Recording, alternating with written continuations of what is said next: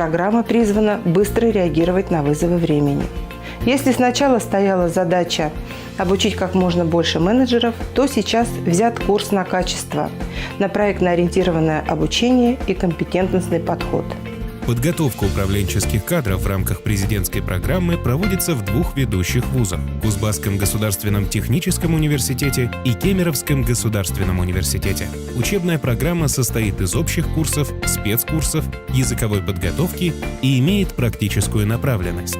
Вы знаете, в этом году исполняется 20 лет с момента начала реализации президентской программы в нашем регионе. И Кемеровский государственный университет фактически стоял у истоков становления и формирования базовых навыков, компетенций, которые в рамках президентских программ вообще в Российской Федерации и, в частности, на площадке Кузбасса мы выдаем.